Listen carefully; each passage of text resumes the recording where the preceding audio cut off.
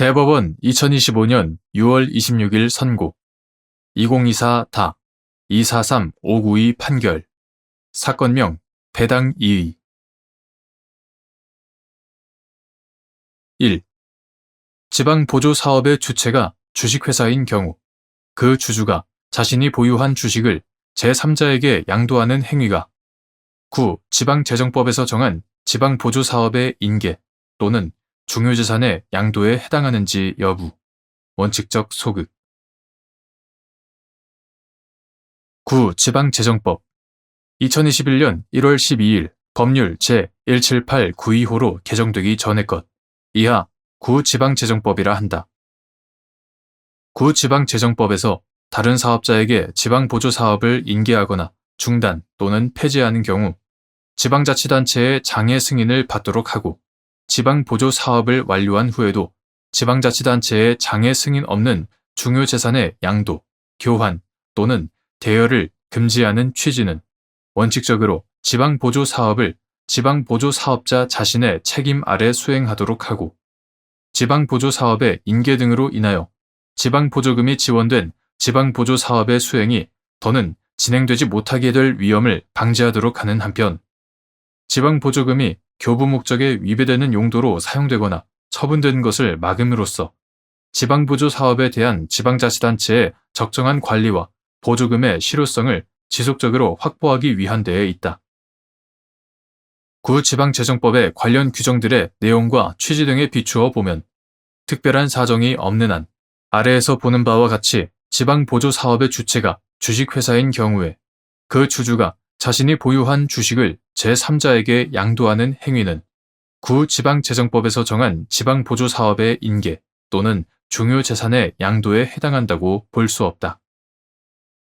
첫째, 침익적 행정처분은 상대방의 권익을 제한하거나 상대방에게 의무를 부과하는 것이므로 헌법상 요구되는 명확성의 원칙에 따라 그 근거가 되는 행정법규를 더욱 엄격하게 해석, 적용해야 하고 행정처분의 상대방에게 지나치게 불리한 방향으로 확대 해석이나 유추 해석을 해서는 안 된다. 둘째, 지방재정법은 제32조의 4, 제3항 및 제32조의 9, 제2항, 제2호의 수범자를 지방보조사업자라고 정하고 있다. 그런데 지방보조사업자는 해당 지방보조사업을 수행하는 법적 주체로서 지방보조금 교부 결정의 상대방을 의미한다. 한편 주식회사는 주주와 독립된 별개의 권리주체이므로 독립된 법인격이 부인되지 않는 것이 원칙이다. 특별한 사정이 없는 한 지방보조사업을 수행하는 법적 주체이자 지방보조금 교부 결정의 상대방인 주식회사는 주주와 별개의 권리주체이다. 셋째, 지방재정법 제32조의 4, 제3항은 인계, 중단, 폐지의 대상을 지방보조사업으로 정하고 있고 같은 법 제32조의 9, 제2항, 제2호는 양도, 교환, 대여의 대상을 중요재산으로 정하고 있다. 우선 지방보조사업자인 주식회사의 주식은 지방보조사업 그 자체에 해당한다고 볼 수 없음이 비교적 명확하다. 그리고 지방재정법 시행령 2021년 1월 5일 대통령령 제31380호로 개정되기 전의 것 이하 지방재정법 시행령이라 한다. 지방재정법 시행령 제37조의 5, 제1항은 지방재정법 제32조의 9, 제1항의 위임에 따라 중요재산을 구체화하고 있다. 그런데 지방재정법은 지방자치단체의 장애 승인 없이 이러한 중요재산을 양도, 교환 또는 대여할 경우 지방보조금 교부 결정의 취소 및 그 취소된 부분에 해당하는 지방보조금 등에 반한 명령과 같은 불이익한 처분을 예정하고 있다. 이러한 사정 등에 비추어 보면 중요재산을 구체화한 지방재정법 시행령 제37조의 5, 제1항 각호는 열거적인 규정이라고 봄이 타당하다. 그런데 지방보조사업자인 주식회사의 주식은 지방재정법 시행령 제37조의 5, 제1항, 제1호 내지 제3호에서 정한 중요재산에 해당하지 않을 뿐더러 양도 주식이 같은 항 제4호에 해당한다고 볼 수도 없다. 넷째, 지방보조 사업자인 주식회사의 주주가 주식을 제3자에게 양도하였다고 하더라도 그 주식회사의 지방보조 사업자로서의 지위가 변동되는 것은 아니다. 따라서 주식 양도 이후에도 여전히 그 주식회사로서는 해당 지방보조 사업이나 중요재산을 이용한 종전의 사업을 계속 수행하는 것이 가능하다. 그러므로 지방보조 사업자인 주식회사를 폐업시킬 목적으로 그 발행 주식을 양도하였다는 등의 특별한 사정이 없는 한 주식 양도 행위가 구지방재정법 제32조의 4, 제3항 및 같은 법 제32조의 9, 제2항, 제2호의 취지에 반한다고 볼 수 없다. 2.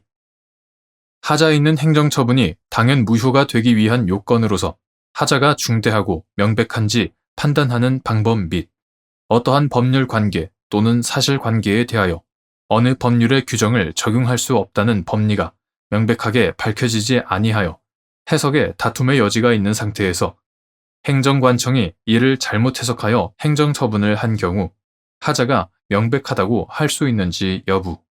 소극. 하자에 있는 행정처분이 당연 무효가 되기 위해서는 그 하자가 법규의 중요한 부분을 위반한 중대한 것으로서 객관적으로 명백한 것이어야 하며 하자가 중대하고 명백한지는 그 법규의 목적과 의미 및 기능 등을 목적론적으로 살핌과 동시에 구체적 사안 자체의 특수성에 관하여도 합리적으로 살펴야 한다. 행정청이 어떠한 법률 관계 또는 사실 관계에 대하여 어느 법률의 규정을 적용하여 행정처분을 한 경우에 그 법률 관계 또는 사실 관계에 대하여는 그 법률의 규정을 적용할 수 없다는 법리가 명백하게 밝혀져 해석에 다툼의 여지가 없음에도 행정청이 위 규정을 적용하여 처분을 한 때에는 하자가 중대하고도 명백하다고 할 것이다. 그러나 그 법률 관계 또는 사실 관계에 대하여 그 법률의 규정을 적용할 수 없다는 법리가 명백하게 밝혀지지 아니하여 해석에 다툼의 여지가 있는 때에는 행정관청이 이를 잘못 해석하여 행정처분을 하였더라도 이는 처분 요건 사실을 오인한 것에 불과하여 하자가 명백하다고 할 수 없다. 3. 갑 지방자치단체의 장이 을 주식회사에 구 지방재정법에 따라 지방보조금을 교부하기로 결정하였고 이에 을 회사가 지방보조 사업을 수행한 후 보조금을 정산하였는데 그 후 을 회사의 실질적 운영자이자 주주인 병이 정에게 을 회사 발행 주식 전부 및 자산 일체를 양도하기로 하는 내용의 양도 양수 계약을 체결하자 각 지방자치단체의 장이 보조금 교부 결정을 취소하고 보조금 일부의 반환을 명하는 처분을 한 사안에서 위 처분에 구지방재정법 제32조의 4, 제3항 또는 제32조의 9, 제2항, 제2호 위반의 처분 사유 부존재의 하자가 있으나 그 하자가 객관적으로 명백하였다고 보기는 어렵다고 한 사례.